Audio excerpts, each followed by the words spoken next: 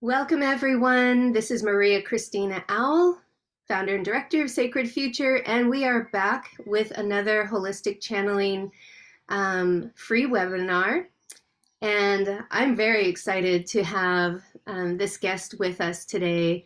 I met Trudy last October in 2022 when she and her business partner, Miguel Angel, invited us to, and we kind of solicited them to take us to a sacred site in the Yucatan. And we had the most incredible day with them. And it was life-changing for us. And so I really want to welcome you, Trudy. And I'm going to read your bio so people get a sense of your background. And then we're going to dive in. I'll just say that how I know Trudy is that she is a channel. And she's a very adept channel, and I want to get into with the questions is like, how did this gift arise in you, and how has it changed your life to commune in this way with the ancient Maya, as this is who you're channeling, the divine feminine, ancient Maya.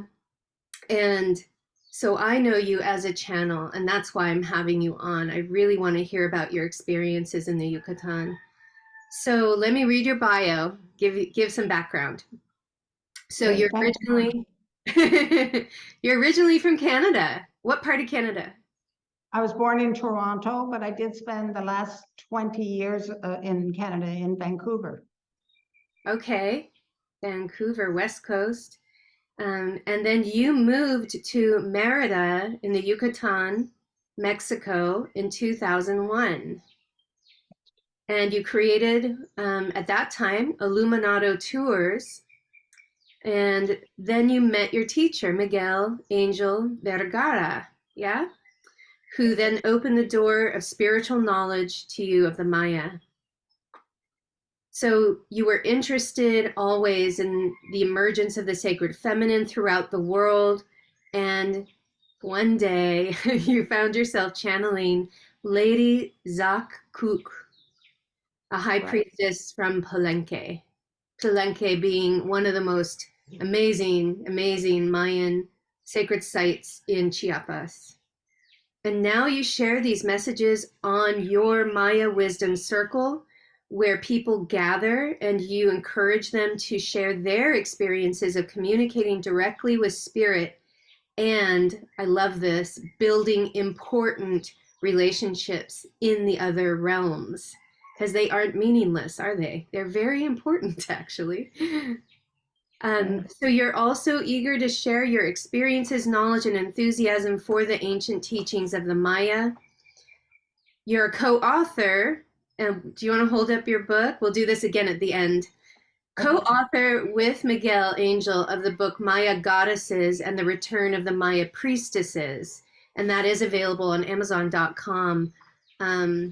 What an inspired topic to bring a book through on. So welcome and thank you for joining me, Trudy. My pleasure.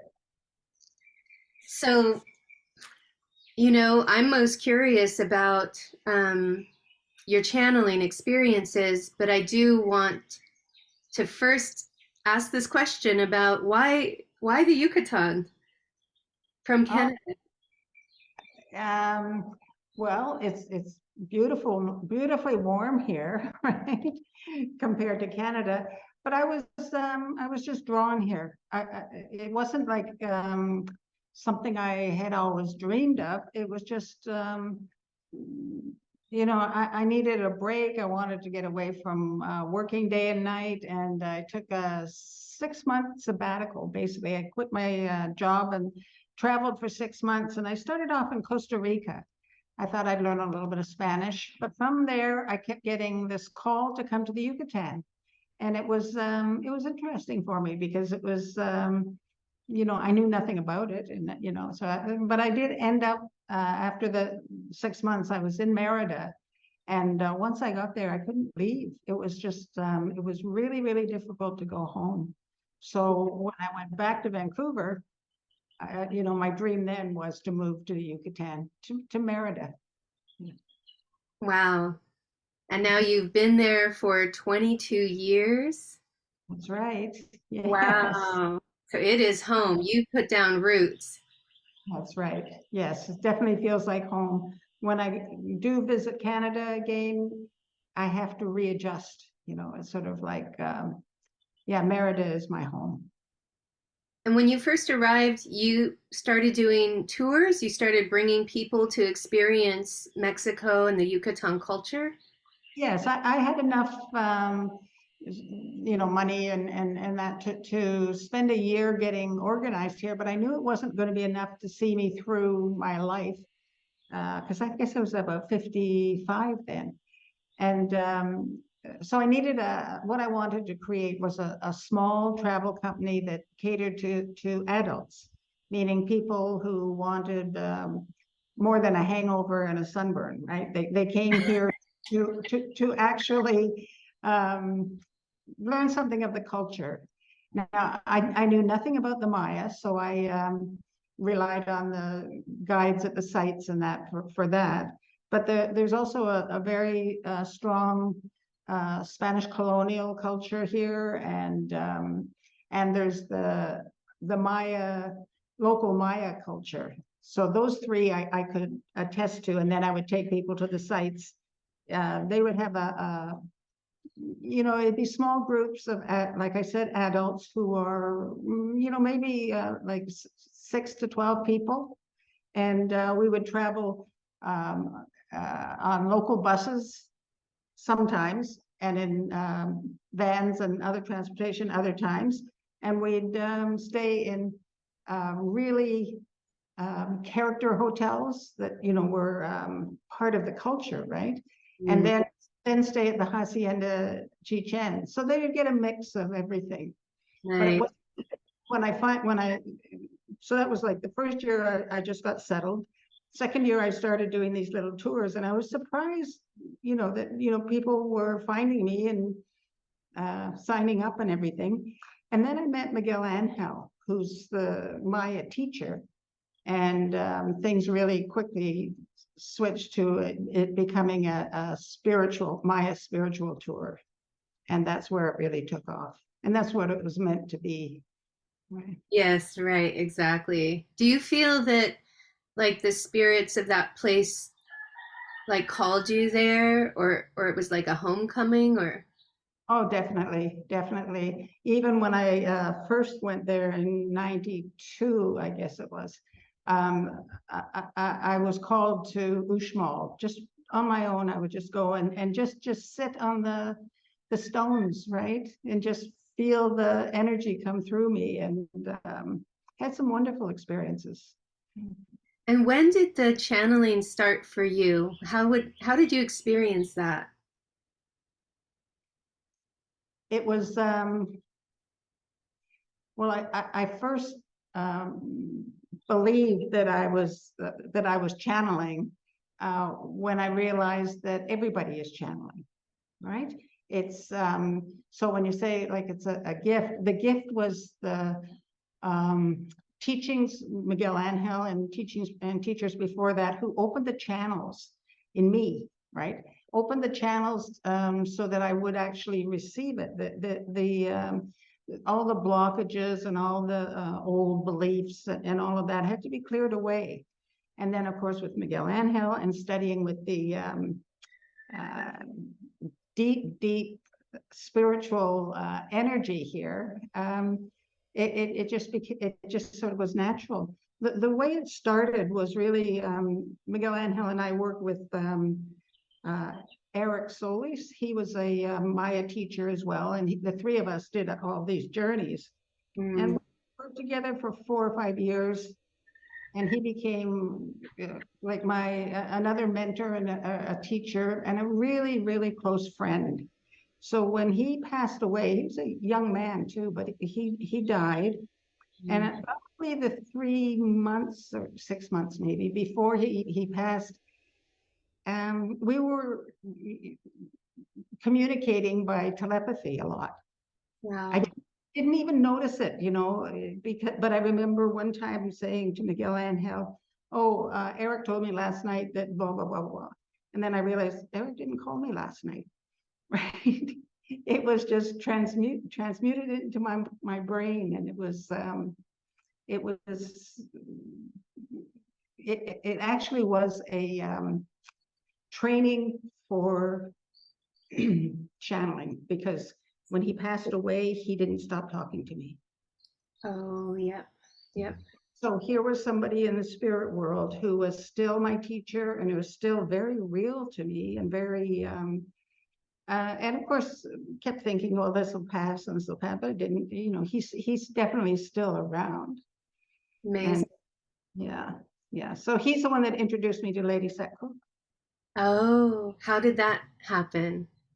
Well, Miguel Angel and I were in Palenque with a group, and we had done, it was a very hot day, and we had done the lower area, and we'd gone up to the upper region with the temples up there. And when he finished, people had free time. I was parched, and I was really needing water. So I left the group and I walked down, and I walked past the tomb of the Red Queen. And as I'm walking by, I heard in my head, like I heard, but it was coming from her temple. I heard come, just a simple word, come. But at the same time, I felt a tug in my heart. Wow. Like it was a physical as well as auditory. So it was very, very strong. And of course, I just kept walking back. I was going to get some water at the entrance, and I didn't stop. I didn't stop and go and visit with her. So I went and got water, thinking, well, then I'll come back, right? But of course, I got water, and I ran into the other people in the group. And before I knew it, we were on the bus and heading back to our hotel. And I'm thinking, you know, how could I have turned down past that by? It was, I felt really ashamed, right? It was like, here was this wonderful opportunity. Anyway, I made a promise then that I would return and come and visit with her. And as we were heading out of the site, this field, it rained a lot, so there's a lot of water in that. There was this field of white herons. There must have been like 30 of them or 50 of them. Like they were all, I thought, wow. And that's one of her, like Zac Kuuk is one of the translations is white heron. Oh, wow. So I thought, okay, I promise in front of all of you, I am coming back. And just the way our schedules went, and that we weren't really scheduled to go back to Palenque for a year. But in one of my sessions with Eric, I started to, I think anybody who channels knows that you do have to sort of set up some parameters, or they'll just talk to you all the time, right? So right? You just won't have a little different idea of boundaries. But I would usually meet with him in the morning in my meditation, and in this probably month or so after this trip to Palenque, he said, I've got somebody who wants to talk to you. And he said, I'm not going anywhere, but she just wants to teach you something. So he's asking me to let, and it was Lady Zac Kuuk. So she came into it felt like a classroom, right? And she, since then, which would have been 20, wow, 11 or 12. No, it was coming up to 2012. His thinking. Which was when things were, you're either going to go open or you're going to shut down. And I opened and I let her teach me, and she's just been wonderful. Wow. It's developed into all kinds of interesting situations. But that's how it started with, I think it started with Eric and with telepathy. And did you find telepathy is a part of your journey at all? Because it's quite strong. Yes, yeah, I did. Yeah. Maybe you've experienced this too, but the telepathy almost is when there is not to be a direct link, um, when it's not in the highest good for a helper to not merge, but to sit with you, um, and share libraries. But it's actually more in highest good for them to just be like somebody standing in the room and talking. A And communication. yeah, and higher self knows which one is the highest good for your right physiology and your your Oh, nervous system. yes. What to let through, what to filter through. Yes. Exactly, yeah. So, and how do you feel? I find that after I channel my helpers, I feel so clear and so expanded and like good. Right. How do you Yeah. feel? Yeah, exactly. It feels like, oh, I'm onto something here, or I feel a lot of gratitude. Yeah. It's and amazement that really amazing that um, she really is teaching me something I didn't know. I really resisted this idea of um,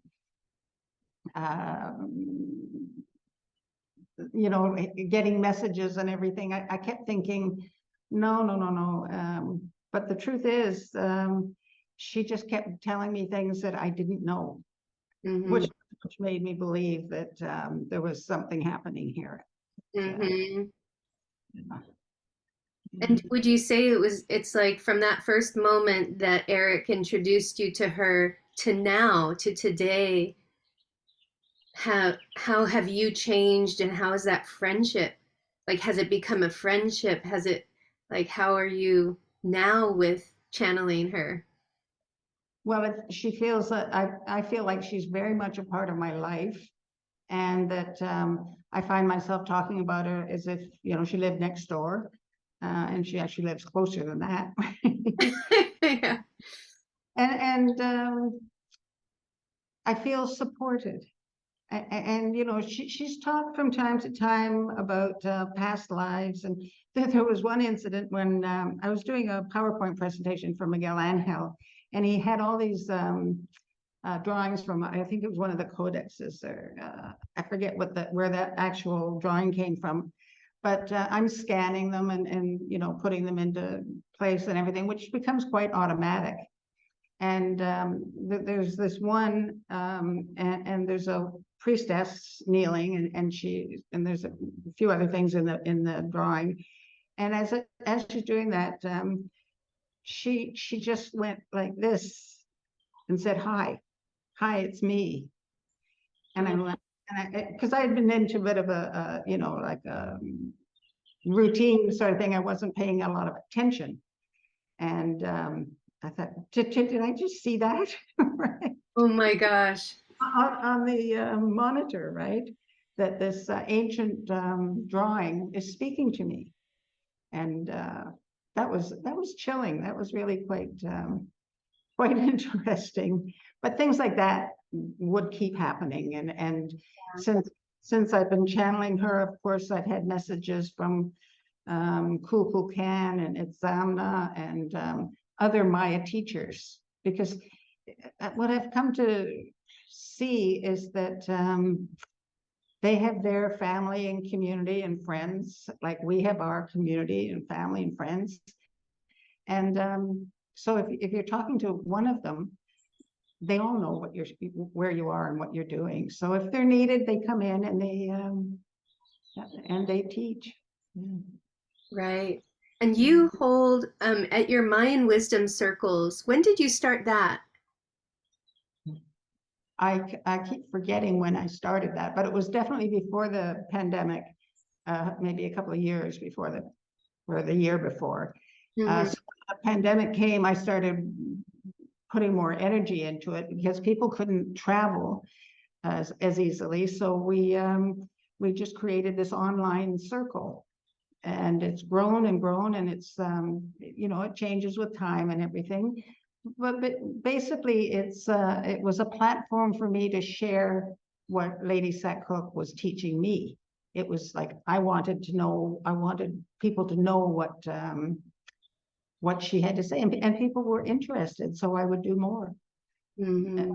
A basic session would be I would give about a 20-minute message from Lady Zac Kuuk, topics from all over the place.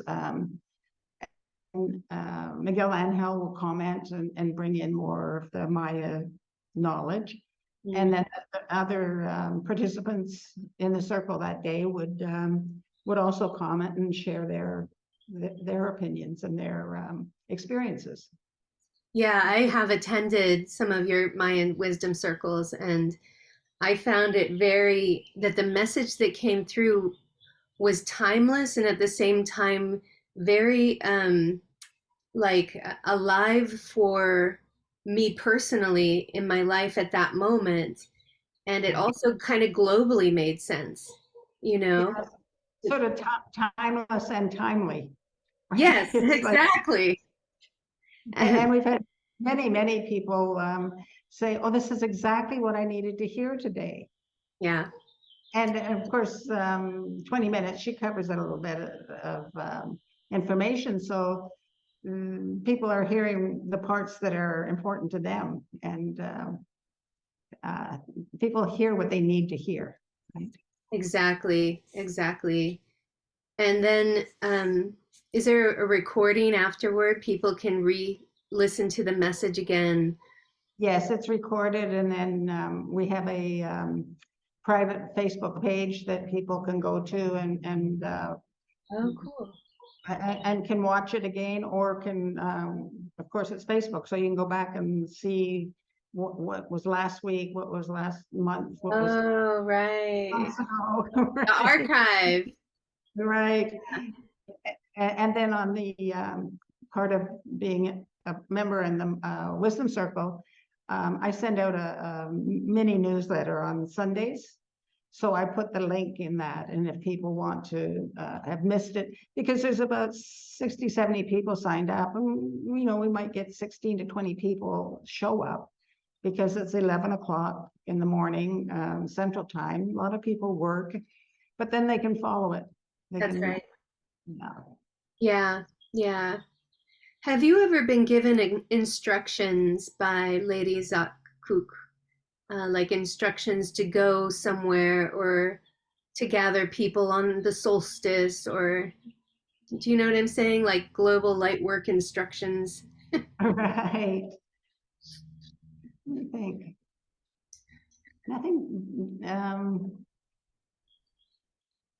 Yes, yes, and it's more when we're working on scheduling, and it's especially around the equinoxes and solstice and New Year's. You know, Mhm. she really insists it's time for people then to gather, and she mostly enjoys really talking about the return of the Maya priestesses. Ooh, say more. Yes, because it's like when she was queen of Palenque, she was actually Pacalvotan's mother. And Pacal was the famous king of Palenque. So she was before him, his mother. And she basically started a renaissance, a sacred feminine renaissance, where she brought up all of the sacred feminine, and I think that's why she came to me, is because that was my passion. Was we're women, why aren't we respected, or why aren't we, you know what I mean? It's just, why aren't we seen as equal? Because we are equal, right? Why aren't we? So I think yeah, she talked about this is like 640 or somewhere around there. She talked about the Spanish were coming. They knew already that the Spanish were going to be coming, and they knew that the priestess trainings and all of the schools and everything were going to be closed down. And she talks about a conference that was held in Yaxchilan, which is a site not all that far, but it's on the river, Usumacinta River, and you can only get there by boat.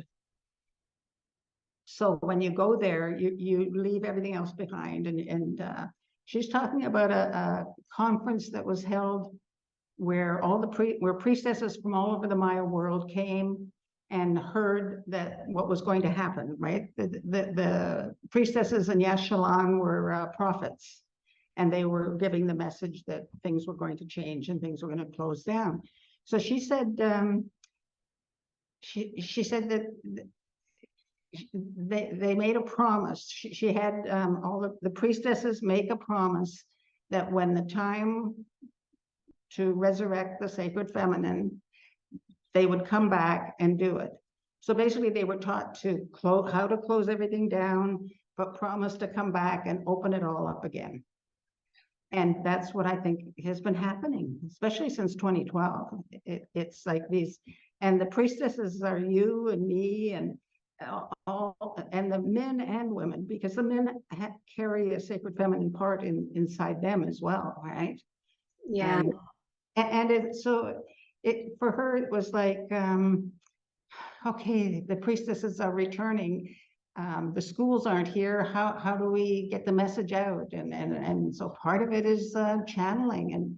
And when I think about, I keep saying, well, yeah, but there's no time. And she said, don't talk to me about time. You're talking about one lifetime. And I have been doing this for how many lifetimes? She can get quite strong in her opinion. And it's true. It's like, but I see these women coming, and we, especially when we get to Yaxchilan, and we step off the boat and go into the site, and it's otherworldly, right? It really is. Yeah, I've never been there. We plan on going with you guys next time you go. That's our goal. Okay. Yeah. Yeah, it's amazing to hear these stories and to hear, I remember when we were there in October and we were in Uxmal with you and Miguel, and the first time I visited Uxmal was in 2018, and a lot more was accessible at that point. But I was really just going by the placards, what the placards said, like, okay, this is the Temple of the Magician. This was a male, built for a male ruler of Uxmal, and then we'd walk into this big kind of courtyard, and my whole body just started vibrating. And I looked up, and there's owl face glyphs like along the perimeter, and I'm just like, oh, this isn't a nunnery, this isn't a convent, this is where the priestesses were doing deep ritual. Yes, and ceremony, and yes, definitely. So to get that confirmation when we went last year with you two, and to hear like, no, this is the temple, this big pyramid is the temple of the cosmic great mother. Right? I mean, you look at it, and that is one of the few pyramids you see that have rounded, they weren't sharp corners like at Chichen Itza. This was so feminine. Yes, definitely. So feminine.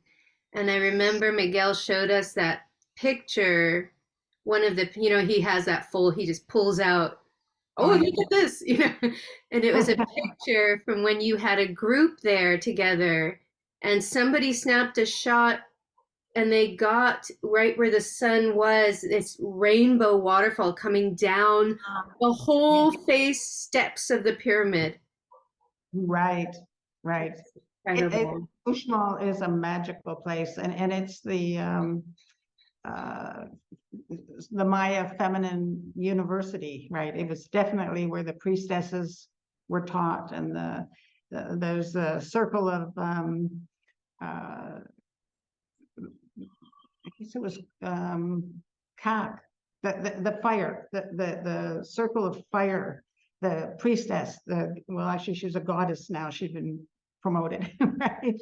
And they had all their different circles, and then they would come together and do a joint ceremony. I think one of the most important things that I've learned from Lady Zac Kuuk is about community. And she talks about community a lot.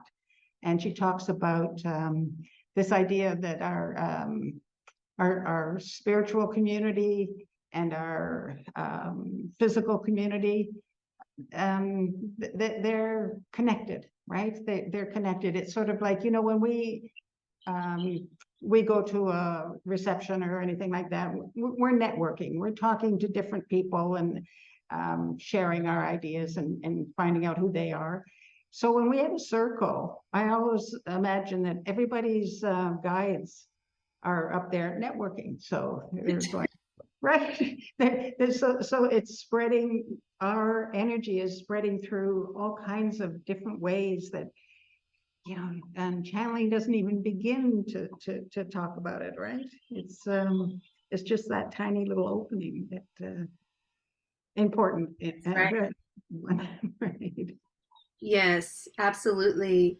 What do you find like when you have these circles at the sacred sites? Because I mean, you have access to the sites that are open to the public, but you also have access to sites that are less known. You've been there for so long, and Miguel was with a Mayan teacher for 17 years. Was that Eric or was that a different teacher? Oh, that was a different teacher, Don Vicente Martin. Yeah. So these different power spots, we'll call them, and when you take groups there, how do you hold the container? Because I imagine people are like popping, Yes. having like unexpected, We've had people fall down just because of the energy, right? No one's ever been yeah, hurt or anything, but you yeah, know what I mean? If you're not really prepared for it, the energy can be very, very powerful. It sort of can be overpowering, and but it's for everyone. It's a step into another realm. So it's another yeah. And that's one of the things that I've always done is hold the energy, and that's one of the things that I teach. Some of the people that come with us, I know the ones that are have done this before and that are, and ask them also to hold the energy, because I think one of the most important things in ceremony is that you're holding the energy. You're not just waiting for this person to stop talking so you can say something. You're holding the energy for the whole group, and that it's going to be as powerful as the weakest link.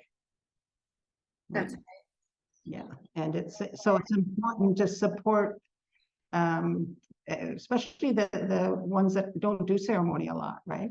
And to let them really feel the energy. yeah, yeah. And people, I imagine, keep returning to do the next level of, I call it like initiation, right? So they come back and go with you again on another adventure.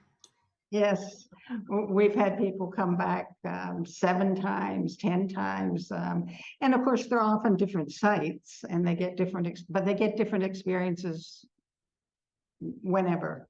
It's like I couldn't count the number of times I've been to Chichen Itza, but I'd be willing to go tomorrow, right? I'd be ready to go anytime, because it's a new experience every time, every site, every site.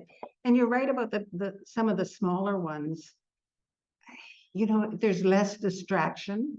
There are fewer people. Often there's a few sites that we have really to ourselves, where we can count on to be for ourselves.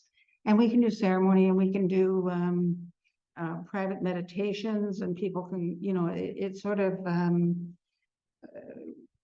part of what Lady Zac Kuuk is talking about when she's inviting people back to the priestess training. And part of the priestess training is the experience, really, Yes. the experience of it. Yes, absolutely. This is amazing. When did you write publish your book about the Mayan goddesses and Return of the Priestesses? It's last November. Yeah, Oh wow. So this just birthed.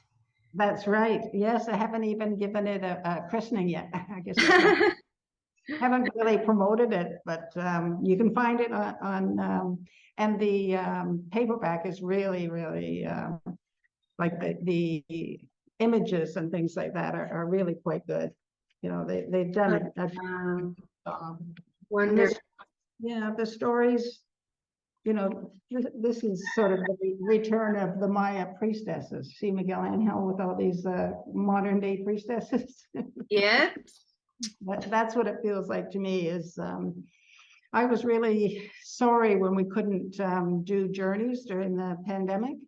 But, you know, in a way, of course, it was meant to be, and it was, and it opened us up to, a lot of people who were never going to travel anyway, right? True. It's true. It's true.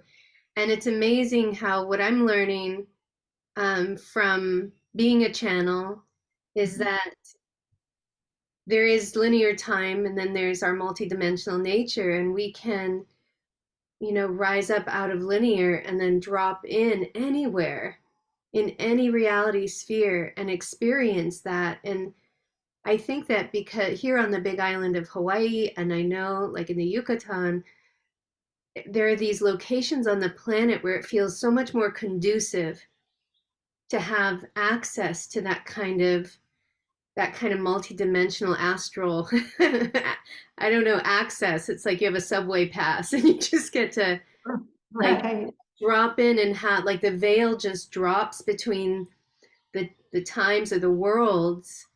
And if you're in the right resonance in your heart and your frequency, you may have an opportunity and be allowed to perceive, you know, like another like etheric or another time period of that location. Exactly. And I think part of it, the way it feels to me, is when I come to the Yucatan, or when I used to just travel here, and I was before I was living here, I always felt that they, meaning spirit, and that recognized me, welcomed me, and offered whatever I needed. And very, very powerful, especially when you walk into one of the sites. Like I remember walking into Uxmal one time by myself, and it was a hot day, and Uxmal never has a lot of people there, but there was almost nobody there. And I remember sitting on these against the stone wall, drinking some water because I was thirsty, and the whole scene in front of me just um, morphed into a vibrant like ancient city. And I was so tired I couldn't even be, oh, I was just which Wow. is which is one of the keys. I think, you have to be really relaxed and allow this to happen. So I just sat there and watched these people go by, and these I think there were 4 or 5 men were walking by, and one of them uh, caught my eye, like we were made eye contact. This is, and I'm thinking, and instantly I was out of that realm, and it was one of the workers that was working on the site, right? One of the Oh, archaeologists, oh and my it brought gosh. brought me back to, but it was a beautiful vignette where I had sat there and sort of drifted back in time, and then came back to where I was, and this is before I even met Miguel Angel. So this is Yeah, yeah. It was like your preparation being acknowledged, right? yes, Your initial. recognized. Yeah, Yeah. being yeah. Um, and when I said at the first that I was able to accept I was a channel when I realized that everyone is, Yeah.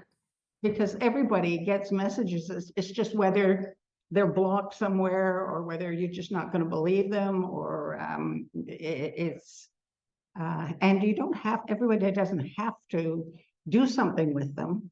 But if it's the right place and the right time, yeah, because I can remember once I started to acknowledge it, I can remember getting messages from when I was 6 years old, right? Right. But just figuring, well, everybody does, so you don't mention it, right? Yep. Yep. Yeah, Yep. I think it's normal. yeah. So if more people start listening to the wind or listening to the spirit, listening to the ideas that just sort of float through their head, I think we'll move ahead as a society in a much easier way. Absolutely. Yes, yes, yes, yes. It really is like the six senses and the capacity that our pineal gland has. Like it's like a reclaiming of the pineal gland. And, this is all coming. I really believe that we're in this amazing evolutionary leap right now. And I remember hearing that, people who study fossils and Mm. they'll study like the fossils of plants and animals from Paleolithic times and what have you in the earth. And what they found is that the most advanced nervous system that existed on the planet will suddenly take this massive quantum leap, right? Oh, It's okay. not just a Yes. gradual drop, drip, drip of evolving. It's like something happens in the cosmos and in the solar system and with the sun and the earth where there's just this auspicious moment that stimulates the most advanced consciousness, right? And to take a Yes. massive leap. And you can kind of track this throughout history of like, wow, yeah, like suddenly we have opposable thumbs and suddenly we have self-reflexive consciousness and Right. you Yes. know Exactly. And it's when the accumulation of bits and pieces from everywhere start to grow and start to make connections that aren't expected, right? I expect to connect with my niece. I expect to connect with you as another channel and a friend. I didn't grow up expecting to connect with Lady Zac Kuuk or Kuuk. It's when we start making these leaps in our connections. That's why when she talks about community, I find it so fascinating because she doesn't see community the way we do. She keeps telling me uh, people have to stop forming communities of like-minded people. They need to start forming communities with people who have other ideas, right? And I know what she means. You start isolating yourself or you're only talking to people who agree with you. yeah, Very hard to grow from that. So, that's right. And yeah. she as a queen, that was part of what she had to do to care for everybody, Yes. in the Yes. queendom. Yes. And she was somebody, this is, I think, is a left-handed compliment, but she said she was such a great queen, she was called a king. Uh-huh. Yeah, got it. Yeah. Right. Uh-huh. So, Wow, interesting. That's amazing. Um, so, we're bringing a group of people in October again to the Yucatan, and our great heartfelt desire is to have you and Miguel for a day with our group, and that's if it works out, we're really praying for that to open if it's in the highest good of all. We'd love to. I know that for me personally, I can't wait to spend more time with you guys down in those sacred sites and learn from you more. One thing that when people think about the Maya, they think about the Mayan calendar, of course. The yeah. in the moon calendar and the sun calendar and the long count. And there's so many complexities to the Mayan calendar that people aren't aware of. Yet there's also, I don't know if you've noticed this in your spheres. But what I've been really noticing is a lot of people wanting to relate to a more natural calendar, and there's like I'm done with this Gregorian calendar. It's not in harmony with nature. And Yes, you guys are offering a Mayan calendar workshop coming up. that's right. And Miguel Angel, he is he studied it, of course, probably all his life. But he also has firsthand experience, having worked at Chichen Itza for 4 years and studying the Kukulkan pyramid as a cosmic calendar. It's like the calendar can look so complicated, but the truth is it simplifies your life. Really does simplify your life. Once you start living by it, you don't need to know every day what day it is, but you can. There's all different ways to work with the calendar. And I think the truth is the reason we're doing this now is that with the raising consciousness, especially with the sacred feminine consciousness rising, a lot of the workings of the calendar are also being opened. So a lot of the hidden knowledge or the hidden wisdom of the calendar is now you can now see it, and Miguel Angel really wants to be there for people to be able to use. It's an ancient technology that outshines anything we've come up with. Yeah, I really appreciate that it's about applying it to your life, not just an academic learning about it, like an anthropological study, but like it's relevant, right? I mean, it's timeless, it's relevant now. Like just try it out, try living in this spiraling and see what happens in your life. Yes, even just living in a piece of it, it's sort of like it's one of those things that you can wade into it. You really don't have to dive in and understand every piece of it, because there's a lot there. And if you can get out what you need and what you need for your life, that's enough. Beautiful. So when does that begin? Do you have a start date yet? Do you have Yes, more yes, it details? starts April the 4th, which is a Tuesday. There's a 2-hour lecture, and then 2-hour lecture every Tuesday for 7 weeks. And then there's lots of one of the main things we're trying to do is make it live for as many people as possible. So we're doing 2 times to reach people in different time zones. And one is at 11 o'clock Central Time, and the other time will be 7 p.m. Again, Central Time. So that way we can reach more people. There will be recordings, of course, and if people just want the recordings and the handouts and the supplemental videos. One of the things that I think a lot of people, anybody who, when you complete the course, you get a consultation with Miguel Angel. So you've taken this course and you've learned all this. You can then sit with him for half an hour and ask him questions, or listen to him tell you, okay, what's your next step? Or Wow. it's a master class. It really is. Is it going to include, I'm just curious, I've had my Mayan astrology read like 3 times by different elders when I've been in Guatemala and Mexico, and it's been very profound for me. Even grandmother Flor de Mayo, she has family here on the Big Island, so I got to sit with her last year and get another layer of my astrology.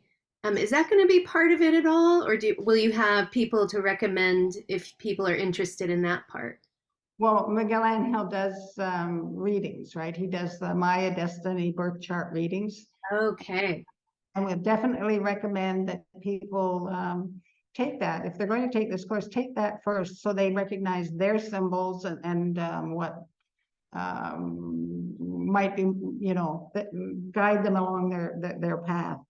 But this is level 1, and from it Miguel Angel explains that to really to read someone's chart or to understand your own chart, you need to know more than a simple phrase for the symbol. So this is what he's doing. He's trying to go deeper into each one and get into the story the symbol tells. It's Mhm. I'm looking forward to it because really, I hadn't been, I've been hesitant to get too involved in the Maya calendar because it just looked like too much work, right? But as the sacred feminine consciousness has risen, I realize now that it is a big part of the calendar and that it does, that the calendar supports it and the calendar opens up because of it. So this is a new era and a new look at the calendar is really important. Wow, I love what you just said. The calendar opens up because of the divine feminine consciousness. Because we can see it was always there, but now that we have opened up, we can now see it, right? Right. Or we can appreciate the nuance. Whereas before we could see the logic of it and we could see, you know, how it works and of course get a lot from it. But I think it's just opening up and to be, it's like a flower that's just kind of opening up. Absolutely. Yeah. And isn't that the times we're living in right now? I mean, it's the bridges, like things are opening up. We're starting to perceive even more these like, I call them bridges, but it's like reclaiming our divine human being inheritance, like the halls of records deep in the earth and the stones, the crystals holding the memories of about all the true history of our planet and humanity and the star people contact and what our DNA is actually I mean, all of this is opening to us right now, not just about like obsessed with the past and where we've been, but because it's relevant and it's a key to unlock, like to create. If we're going to be creators of what the world to come, we can't do that from the dysfunction that we were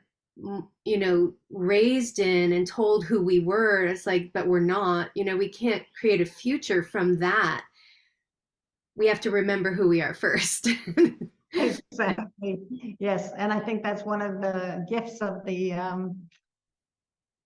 calendars, of the Maya calendars, because you can't go through it without discovering who you are and probably why you're here. Yeah. And the next step and how you're going to fulfill your purpose. Yes. Yes. Yes. So Thank you so much, Trudy. I've so enjoyed it. Yes, we need to talk more. I know, I know. Let's make this a regular thing, and I'd love to have you on just regularly for like just chatting, just for dialogue and to talk about like, oh, what is I want to really encourage people to get involved with the Maya Wisdom Circle, because you all probably know by now my absolute devotion to the ancient Maya, and to the current Mayan culture. It's in my blood. I'm devoted to it. And to have an opportunity to sit with Trudy and to really sit and receive the messages from Lady Zac Kuuk is an incredible honor. I mean, what an amazing opportunity in this modern time to be guided in that way. And so um, so that's where I want to kind of direct people to go there and find out more and have an experience of that. And I would also love to have you come back and continue some dialogues and share, what for some reason what I'm really linked to right now in my channeling is the Celestial Dragon Council. And as we know, the root race is all connected, right? It's all connected. So for some reason, this like ancient Tibetan Chinese lineage of the celestial dragons is coming through me, but it's not separate at all from the Maya and Quetzalcoatl, Kukulkan, and it's like all the same wisdom. but to dialogue, it would be fun to just kind of like dialogue and share, the messages like, oh, what are they saying? What are they saying? And Well, networking, right, and yeah, communicating, networking. create another community. But you do need to talk to Miguel Angel too. I have to share some of this with him. Yeah. Oh yes, I would love to. I do plan on having him in a special webinar soon. Great. I will reach out to him. Um, and what else? What is your website that people can find out and have like access to everything you're doing? Casakin, CASAKIN.org. That's Great. probably the best one to go to. And you can contact us for anything special, or different things come up. So we're open to what people want, right? We're listening. Wonderful. I mean, you're just a wealth of knowledge, and you're holding the door open with inviting people to have personal experiences of transformation in the Yucatan, and it's just an amazing opportunity. So, can you hold up your book again? I just want people to revisit that. Amazon.com, The Mayan Goddesses and the Return of the Maya Priestesses. So check that out, casakin.org, to find out more. And I believe that that's where you will have the registration link um, what is it called? The Mayan calendar class. Maya calendar masterclass. Maya calendar masterclass. So the information on that, the registration link is going to be Yes. there at casakin.org. And I'm going to be in that class. Wonderful. I'm looking forward to that. Right. And also with the Maya Wisdom Circle, it's $15 a month, and you get every Wednesday you get a free session, 1 hour session, and you get 20% off even the masterclass. So Yeah, that's amazing. worth it. Yes, you've been so generous with your time, Trudy, and with all your knowledge and wisdom today. Thank you so much. I'm so grateful that you and Miguel have teamed up and you're in the world doing what you're doing. Thank you, Maria, and we look forward to seeing you also in October, but also join us in the class anytime you're up that early. Yeah, I will. I will. Thank you. So thank you everyone for joining us, and stay tuned because we're just going to keep this dialogue going and empowering all of you who feel called to hone your gift as a holistic channel, as somebody who can be a bridge between heaven and earth in an effective and safe and mature, initiated, awake way to really be of service to these times and your community. So thank you.